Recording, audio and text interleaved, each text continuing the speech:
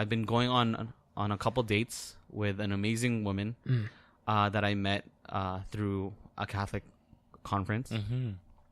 And the way that we've been going on dates has been very intentional, has been very Christ-centered, and really discerning the will of God for us. Yeah.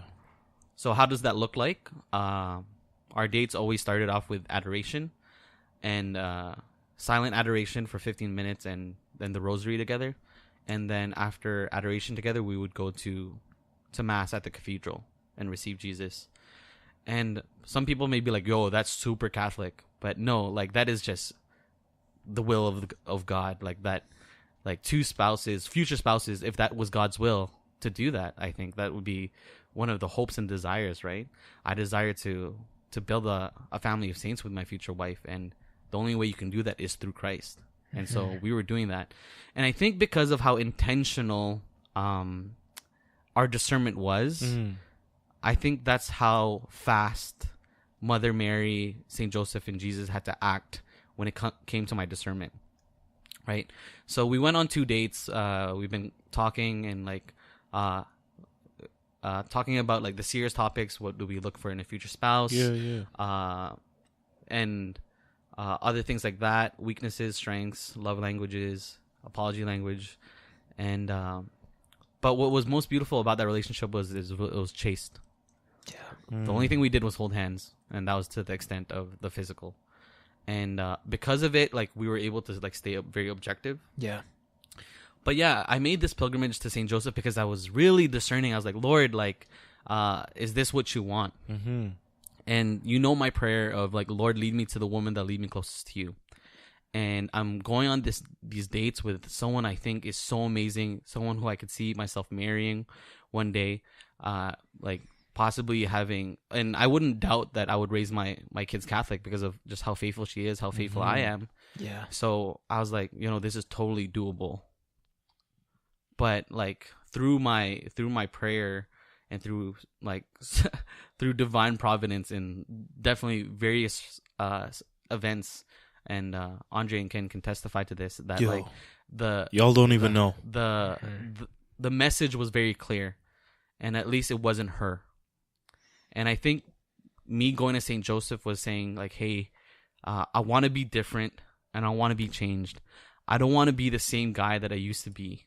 I want to be that man molded by you, the man that my future wife and my future kids deserve. And so I know that this may be a difficult conversation to have, but it must be done, and I need your help to do it. So making that pilgrimage back home, God gave me the opportunity to have that conversation this morning, right? And honestly, it was the first time I ever had to like in a way end a quote unquote relationship. Bless you, bless her too. But I had the peace and the confidence that I was seeking to do the Lord's will, and that I wasn't dilly-dallying, and that I was trying to be as prudent and as proactive with the situation as possible. Because you could have drawn it out, eh? I could have. And one thing that she did say was that like I honor you for doing it sooner than rather than later. And she was like, I really also appreciate that we kept it chaste and kept it very intentional. Praise God. And so praise God for that, because old AJ, nah, he's a scrub. But hopefully the AJ that is present in front of you two right now is a man that is striving for the Father's heart, that is being molded by St. Joseph himself. I can testify to that. Yeah. And, without a doubt, man. Yeah, without a doubt. Praise be to God. And I was talking to one of my friends last night, and before I even told him about like what was going to happen, and like catching him up with like what has happened for the past 3 weeks and why I made that pilgrimage to St. Joseph, he made a comment that kind of like really encouraged me. He was like, yo, AJ, like you kind of remind me of St. Joseph. And when he said that, I was like, wow. Highest of high compliments, bro. Wow. Yeah. And he's a seminarian and discerning to be a priest. And so like, I'm pretty sure he knows really great men who could possibly like exemplify St. Joseph more than I. But for him to say that, I was very like encouraged that like I am headed into that direction of being that man, and so that my future family deserves. And so this is an update of like what's been happening in my life. I just haven't been as, I guess, open about it because it's such an intimate thing. Yeah. And also it involves another person, right? And so I'm only sharing now because now it's kind of like over that discernment. So thank you for the vulnerability, bro, and that's like great strength, man. Like that's the way I think we desire Catholic relationships to be, if they should end, right? Like this with all the virtue and all the love that you guys have for each other, and the way how too many guys would to do the hard thing. Let me delay it. Let me drag this out some more, right? Or some other nonsense like that, some weak sauce stuff, being passive, right? Yeah. You did the hard thing. Yeah. And just like St. Joseph, hard things, like, you took it on, and bro, respect. Mad respect, brother. Yeah, and again, going against what society has deemed to be the norm, right? Because I think if we tell any of our secular friends or people out there in society, they'd be like, what? Like, so quickly you just let that go? Are you sure about this, right? Because society's made these sort of things to like be drawn out to be X months long, right? But like people get so hurt by drawing things out, right? And so, man, props to you for keeping it short, and also to be in keeping it Christ-centered and chaste, because it ain't easy. Speaking about that though, so I got a question for my two brothers here. Yeah. That's good. What do you guys feel about being friends with an ex? Oof. Okay, I'll go first. So the person that like I was discerning with, I wouldn't really consider an ex because we weren't boyfriend and girlfriend. We were just going on dates. So, and because it was chaste, I would say it is definitely a reality that we can still be friends and still journey together, because of how intentional and how chaste and God-fearing and desiring God's will for our lives was. But yeah, no, I would say that. But with that being said, I don't think I can be friends with any of my exes before this. Because, well, AJ was a scrub back in the day. When it comes to unchastity in the relationship or infidelity,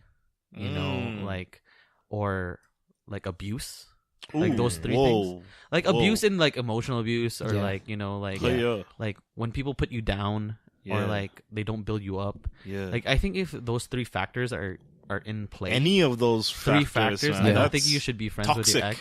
Toxic combo. Chastity, abuse, and infidelity. I think those are the three unholy trinities of a relationship. And so yeah, I'd say for my past relationships, I don't think so. Rightfully so, because I don't think it'd be fair for my future spouse. I don't think she would gain security or confidence in that if I maintained those. And so out of love for her.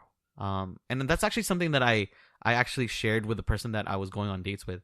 I was vulnerable with her. I told her about the unchastity, the infidelity, not on my part, but like from the wounds in my relationship, and some of the, I guess, abuse in past relationships. And she just, I guess, appreciated the vulnerability that I was willing to have in the relationship. And she trusted me enough that, like, yeah, I think what we're doing is good because of how open you are. Yeah. So that's just for me. Yeah. I don't think I can be friends with my exes if any of those three things were present. Yeah, I'd probably echo what you said, AJ. Anytime unchastity has been a component of that relationship, it has not, like, the friendship has not made it past that relationship. And to this day that stands true. And I think in terms of the two relationships that have been chaste, or the two relationships / discernments that have been chaste, we're still like friends, and it's very much Praise God. a good relationship, right? Of course, things have changed because one girl, she's now married. Good for her. Yeah, praise God. Praise be to the Lord. Yeah. And again, like, we don't talk that much, right? But I know that, I would consider her friend, right? Yeah. Yeah. So yeah, but I think chastity is the big component here. Stay chaste, people, because as soon as any sort of like physical nature comes into a dating relationship, I think it ruins it. Yep. It ruins it. Yep. Yeah. It clouds your judgment. So then, Yeah. what are the situations you should break up with someone in then? Okay. So if I should go first, I think I should have been out of my last relationship earlier than before. Mm-hmm. I think actually I dragged on a lot of relationships. Yeah. And so, to be honest and to be very frank, I was a boy. I copped out. I asked the Lord for those girls to end the relationship rather than I, because I was afraid of quote unquote hurting their feelings, and like breaking their hearts. But to be honest, I just wasn't willing to own up to my own actions and to take responsibility. And I pray that these women may forgive me, and I'm striving to be better than that. And I hope this past discernment showed that I want to be better and I desire to be better, right? And so like what was the question again? What situations should you end it? Right? I think in any way that they're leading you away from Christ, I think that should already be a clear indication that like that relationship end. Yeah. And I think that's like, I want to add something onto that. Yeah. I think they're leading you away from Christ. You acknowledge it and you try to do something, and it doesn't work, or there's resistance. So you're saying give it a go, at least give it a go. From my experience, from your experience, and actually from my regrets. Push. I think so I can speak from the man's point of view. You should push. If your girlfriend is pushing you away from Christ, be open about it, communicate about it, right?